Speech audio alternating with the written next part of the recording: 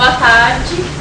Para quem não conhece, eu sou a Renata. Eu vou apresentar um pouco do projeto que eu desenvolvi junto com a Bárbara e alguns dados do Cássio também, sobre a orientação da professora Elizabeth Andreoli. Bom, eu dividi a minha apresentação em objetivos, introdução, e nessa introdução eu vou falar um pouco da estrutura do DNA, as mesofases que a gente vai trabalhar desse DNA em solução, e falar um pouco do modelo de Debye-Hückel para coloides. Depois eu vou apresentar um pouco dos resultados e as conclusões e perspectivas do trabalho. Bom, o objetivo desse trabalho é estudar as transições de fase do DNA em solução aquosa. Então aqui a gente vê que ele pode estar isotropicamente, e aqui ele pode apresentar aumentando a concentração, e que apresenta algum tipo de ordenação. E a gente tem interesse em estudar isso porque, no geral, a gente quer encapsular as biomoléculas. Então esse DNA serão as biomoléculas que a gente vai estudar, e entendendo as propriedades dele, a gente pode entender melhor como que ele pode, o que vai acontecer quando ele for encapsulado. Bom, a estrutura do DNA que a gente utiliza, a gente pega o DNA extraído do tínus do boi, e ele vem com aproximadamente 20 mil pares de base. Então, ele passa por um processo de sonicação para que a gente possa obter, em média, 150 pares um tamanho de 150 pares de base, que representa aproximadamente 50 angstroms. E aí, com isso, a gente vai considerar que esse DNA vai ser 500 angstroms, e que vai se comportar como um bastão rígido, né? E aí, para cada par de base, a gente tem 2 elétrons associados a cada par de base, então a gente vê que esse é um dos sistemas mais carregados da natureza. Bom, a gente vai estar interessado em estudar a transição de fase isotrópica para colestérica, que ocorre em aproximadamente 160, para uma concentração de 160 mg por ml. E essa fase colestérica, ela é uma nemática, pode ser encarada como uma nemática torcida, e mas pode ocorrer também coexistência de fase. E essa coexistência pode depender tanto da concentração de sal quanto da polidispersidade dos fragmentos.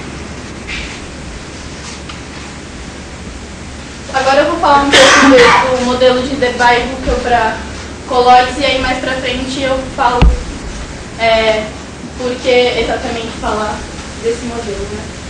Então a gente vai encarar uma dupla camada formada por íons e contra-íons presente na interface da partícula, porque quando a gente faz a extração do DNA, alguns íons de sódio podem se ligar aos íons fosfatos presentes no DNA. Então, esses íons podem, quando em solução aquosa, pode apresentar, eles podem se dissolver nessa solução e formar uma camada difusa. Então, a gente vai utilizar esse modelo da camada difusa, em que o potencial decai com a distância, e pode ocorrer, então, uma neutralização parcial na região próxima a essa superfície. E aí, para resolver esse potencial, né, a gente pode utilizar a equação de Poisson, desde que a gente conheça a densidade dos íons. E ela é dependente também da constante dielétrica do meio, que no nosso caso é a água. Só que a gente não conhece essa densidade de íons, então a gente vai ter que fazer algumas para conhecer essa densidade de íons. A gente vai utilizar a equação de Boltzmann, e onde ali os ZI é a valência do íon, o E é a carga do elétron e o Psi é o potencial eletrostático.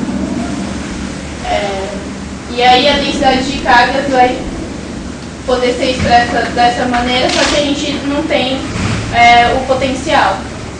Então a gente tem que tentar achar esse potencial. E aí aqui ocorre uma inconsistência, porque o potencial não é aditivo, só que na equação de Poisson-Boltzmann, o potencial tem que ser aditivo. Então, como a gente sabe que existe uma relação entre Psi e a densidade de cargas, a gente vai tentar usar a aproximação de Debye-Huckel para fazer uma linearização daquela equação diferencial, dessa equação diferencial. E aí, com isso, essa aproximação vai considerar que a energia potencial elétrica é menor do que a energia térmica do meio.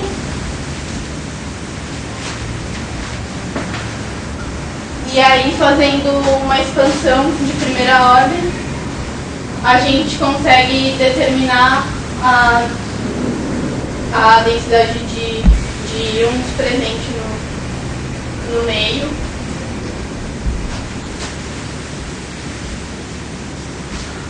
E aí, com essa expressão, quando a gente volta para a equação de... Isso é difícil enxergar um É verdade. teste de Quando a gente volta, então, para a equação de Poisson-Boltzmann e linearizada, né, com as aproximações de Debye, a gente chama de K tudo isso aqui, que a gente vai falar que é o parâmetro de Debye-Huckel, e consegue uma solução, então, para o potencial, que a gente vê que decai exponencialmente com K e a distância, que decai exponencialmente com a distância. E aí o significado desse parâmetro, do parâmetro de Debye, ele tem dimensão de comprimento a menos 2, então quando a gente pode determinar o comprimento de Debye a partir dele, e fazendo as aproximações modificando essa expressão para, ao invés de utilizar a concentração, utilizar a concentração molar de íons, a gente chega na expressão para o parâmetro de Debye dependente da concentração molar de íon. Bom, aí a gente preparou as amostras variando de aproximadamente 80 miligramas por ml até uns 450, que corresponde a essas frações volumétricas. Então, primeiro a gente utilizou a técnica de microscopia de luz polarizada para identificar em qual mesofase se encontrava cada uma dessas concentrações. Aí, não sei se dá para ver direito, esse círculozinho aqui que eu destaquei, a gente consegue ver que tem como se fossem fingerprints, que são característicos de fase colestérica. E aí, com isso a gente, como tem esse padrão claro e escuro, a gente vê que no plano nemático local, o plano nemático local está torcido ao longo do eixo Z, que seria essa representação dessa figura, por isso o padrão de claro e escuro. Porém, existe coexistência de fase com uma fase isotrópica. E para a maioria das amostras, ocorre essa coexistência de fase. Conforme vai aumentando a concentração, aumenta os domínios da presença de fase colestérica, mas sempre com coexistência de fase. Aí a gente utiliza a técnica de Sachs para conseguir determinar a distância média de repetição dos bastões. Então a gente obtém o difratograma de cada amostra, realiza a integração desse difratograma e obtém então o gráfico, consegue obter um gráfico onde a gente consegue determinar o vetor de onda Q. E aí com isso, utilizando a lei de Bragg, a gente consegue determinar então a distância média de repetição dos bastões. Aí, aquela figura tem duas bandas, tem uma redonda e uma mais orientada. Essa mais central aqui, você diz? É. Ela é como se fosse, a gente chama de baba do Beanstopper, é o que o Beanstopper deixa passar do feixe direto. Que aí seria esse primeiro pico aqui que aparece em todos e a gente... Ele não é... o resto do estouramento central. A gente está orientado, né? Acho que é só a figura, porque ali é uma manchinha para que você falou, mas está vendo uma coisa bem branca em torno do... Não, mas é uma manchinha. A gente observou em todas as amostras existem ela. E o que a gente estava... Depois a gente fez... tem uma sujeirinha do lado. E isso é também resultado do papel que a gente utiliza do Tick-Rock lá. Então, se a gente quer o parasita, que a gente põe a a gente prepara a amostra, a gente coloca a nossa solução num papel que é tipo celofane e coloca outro em cima. E a gente percebeu que ele também tem um espalhamento, que é essa carinha que tem no comecinho. Então, se a gente subtrai uma imagem da outra, ali acaba até desaparecendo. Então, não é da nossa amostra. Em todas as amostras apareciam isso. Ali já Mas aqui já está subtraído. Está até normalizado o gráfico dela, que é a intensidade pelo tempo. Então, porque cada amostra precisa de um tempo para se espalhar mais ou menos. No gráfico dela, é tudo já normalizado para poder comparar se houve ou não evolução do pico. O pico que vocês falam é o grandão. Sim. Não, o pico é o difuso. Esse daqui. Difuso mais alto. Esse daqui. Então, esse aí.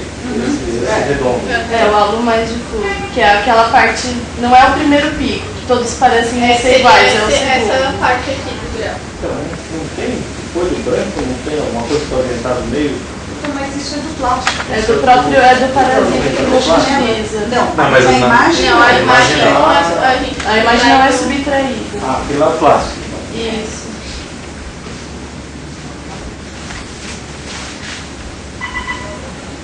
Então, com a distância média de repetição de cada bastão, a gente constrói um gráfico dessa distância média por concentração.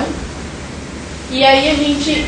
o que a gente pode tirar de informação desse gráfico? Que conforme quanto maior a minha concentração, essa distância média vai diminuindo.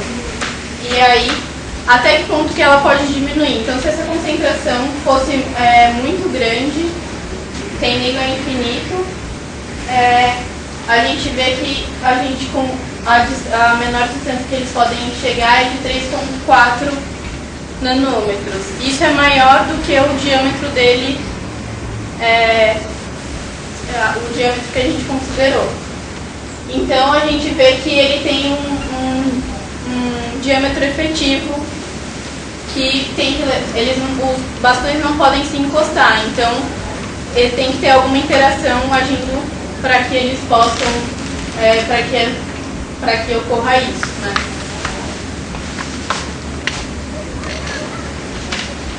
E aí, desse diâmetro efetivo, a gente consegue determinar o comprimento de Debye, que deu aproximadamente 0,7 nanômetros. Bom, aí se a gente olhar para o modelo de Onsager, a gente obtém um D sobre L aqui de 0,13 para a concentração crítica isotrópica e 0,18 para a concentração crítica nemática. O valor experimental a gente encontra muito diferente desse modelo proposto, né? Então, por que isso pode ocorrer? Devido à solução de DNA ser polidispersa, então aqui eu coloquei uma figura da eletroforese que a gente realiza para olhar para o tamanho dos que atingiu o DNA, né? Então a gente vê que aqui, por exemplo, seria de 150 a 200 pares de base, e a gente vê que a solução de DNA não está só nessa região, ela tem outros tamanhos também, então isso pode influenciar naquele resultado. E aí a gente tem que o nosso bastão é carregado com íons e contra íon, formando aquela camada difusa em torno do cilindro. E aí a gente também tem que lembrar que para o modelo de Onsager, ele não considera nenhuma interação repulsiva ou atrativa. Para ele, os bastões podem se encostar. E aí a gente viu que não ocorre isso. E aí o diâmetro efetivo é maior do que o diâmetro nu. Então, ocorre essa interação. Por isso, da diferença do modelo para o valor experimental. E aí, como conclusão, a gente vê que a interação dominante no sistema é de natureza eletrostática. O diâmetro efetivo do DNA é de 3,4 nanômetros. A gente consegue, tem como perspectiva, calcular a quantidade de íons e estudar, então, essa função iônica. E a gente pretende, então, variar a concentração de sal para que possa ser estudado as transições de acordo com a força iônica. E é isso.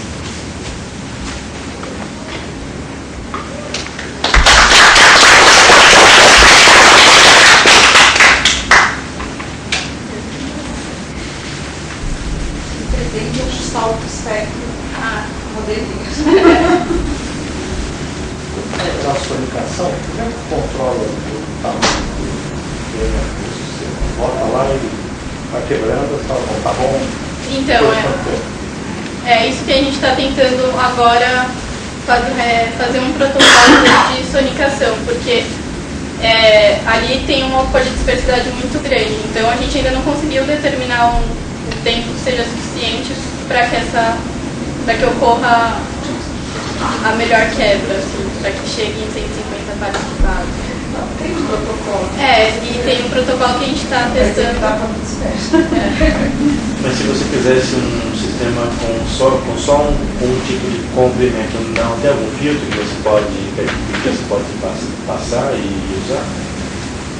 Filtro isotrópico, você passa. Não sei, mas Então, essa é dúvida. todo mundo que trabalha acaba com. Ou então você corta com enzima, assim, Qual é a média polidispersa? Então, na verdade, a gente olha para aquela imagem que a gente realiza eletroforese para ver quantos pares de base tem. Então, a gente utiliza um marcador que a gente sabe quantos pares de base ele tem e corre junto à nossa amostra. E aí a gente vê que dá aquela... que seria isso aqui, né? Aqui seria onde deveria estar o que a gente gostaria, porque aqui seriam 150 a 200 pares de base. Esse da esquerda é o marcador que você sabe qual é, onde cada manchinha é como se fosse uma régua. Que tem ali um certo tamanho de DNA que vão ficando ali.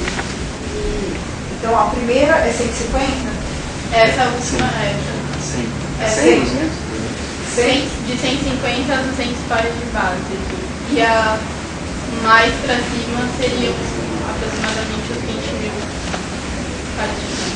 É uma espécie de escala que você constrói com um DNA que já é um marcador. Uma régua. E esse A, B, C, D... Ah não, isso daqui foram as amostras que a gente sonicou e a gente Conversou protocolos. O melhorzinho é aquele C lá. Se eu não me engano, era de salmão. é o DNA.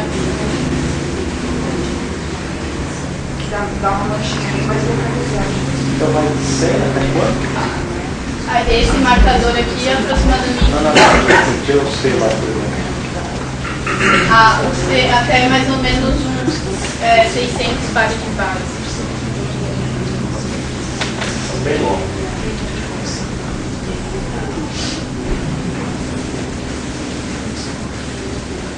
Esse é o maior problema.